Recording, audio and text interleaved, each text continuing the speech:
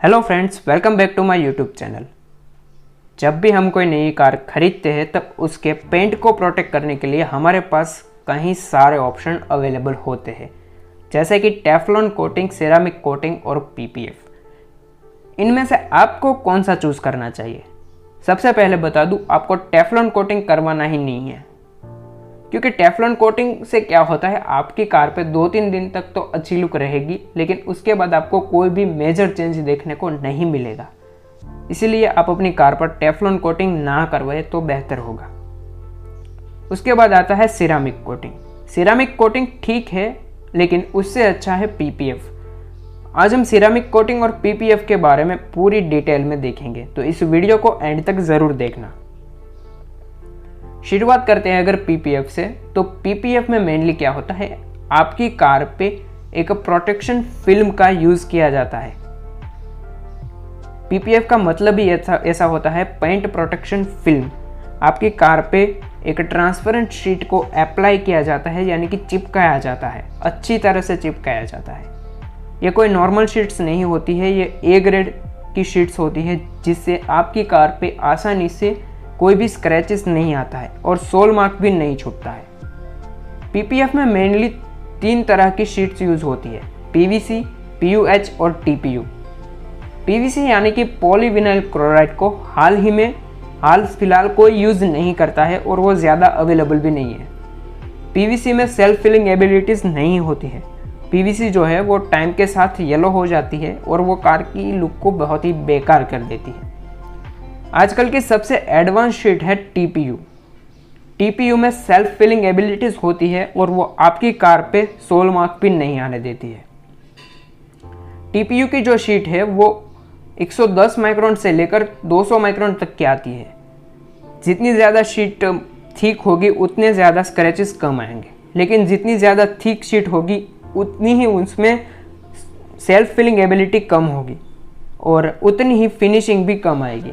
इसीलिए आपको 120 माइक्रोमीटर से लेकर 160 माइक्रोमीटर की शीट का ही अपनी कार पे यूज़ करवाना है, जब भी आप पीपीएफ करवाइए तब।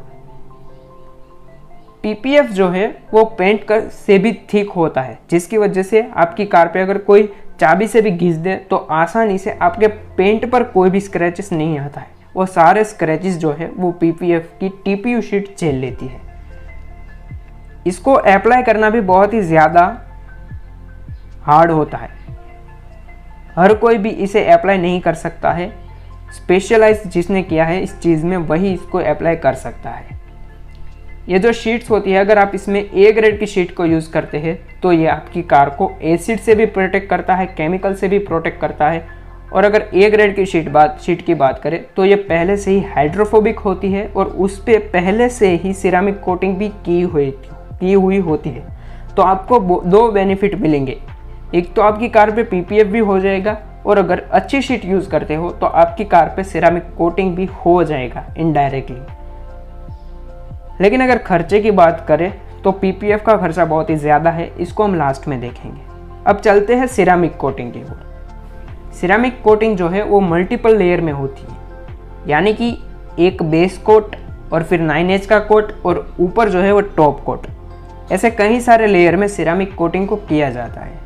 सिरामिक कोटिंग बेसिकली आपके कार के पेंट के ऊपर एक लेयर बना देती है और आपके पेंट में इंटीग्रेट हो जाती है और आसानी से आपकी कार पे अगर एसिड या फिर और कोई केमिकल गिरता है तो उसका डैमेज वो खुद झेल लेती है, पेंट तक नहीं पहुंचने देती है।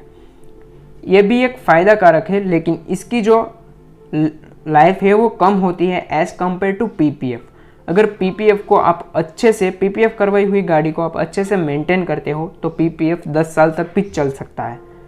और सिरामिक कोटिंग की लाइफ होती है 4 से 5 साल की। उसके बाद सिरामिक कोटिंग जो है वो चला जाएगा। और सिरामिक कोटिंग करवाने के बाद आप अपनी गाड़ी को बहुत ज़्यादा धुलते हो तो सिरामिक कोटिंग शायद 6 महीने भी चला जा सकता है। सिरामिक कोटिंग जो है वो आपकी कार पे एक नॉन स्टिक लेयर क्रिएट कर देता है। सिरामिक कोटिंग आपकी कार को यूवी रेस से भी बचाता है, जिसकी वजह से आपकी पेंट डल नहीं होगी। आपकी कार पहले जैसे ही शाइन करती रहेगी, ग्लॉस जो है वो हमेशा बरकरार रहेगा, यानी कि 3-4 साल तक। आप ऐसे मत सोचना कि मेरी कार मेरी कार की जो ग्लो है वो चलती रहेगी, चमकदार रहेगी। ऐसा नहीं होगा भाई साहब, 3-4 साल बाद तो सिरामिक कोटिंग भी चला जाएगा। अगर कॉस्टिंग की बात करें तो सिरामिक कोटिंग जो है वो 15 से लेकर 40,000 में हो जाती है, चाहे आपकी गाड़ी कितनी भी बड़ी हो।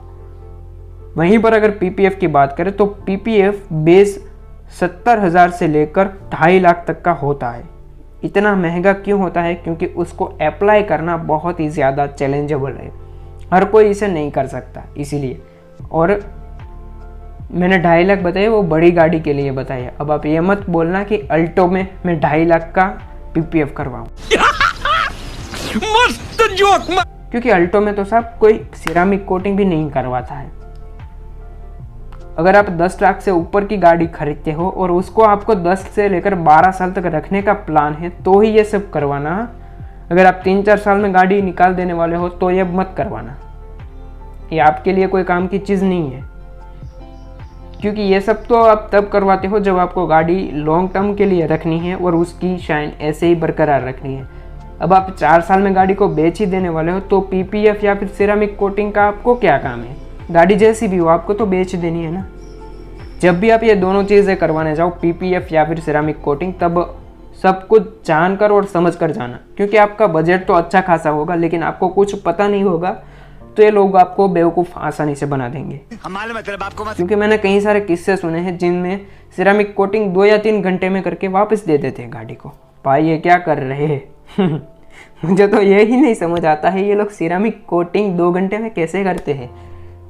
जब मैंने पूछा इन डिटेलर से कि आप सिरामिक कोटिंग 2-3 घंटे में कैसे करते हो, तब उन्होंने बोला भाई हमारे पास ट्रिक है, कस्टमर को कुछ पता नहीं चलता और हम इन्हें आसानी से बेवकूफ़ बना देते हैं। सुना आपने? कोई डीलर सुन रहा होगा तो मुझे मारने के लिए दौड़ेगा। क्या साल है, तो हमारी धंधा बिगाड़ रहा है। चलिए, वीडियो पसंद आई तो इस वीडियो को लाइक कर देना और चैनल पर नए हो तो इस चैनल को सब्सक्राइब कर लेना। Thank you so much video में यहाँ तक बने रहने के लिए।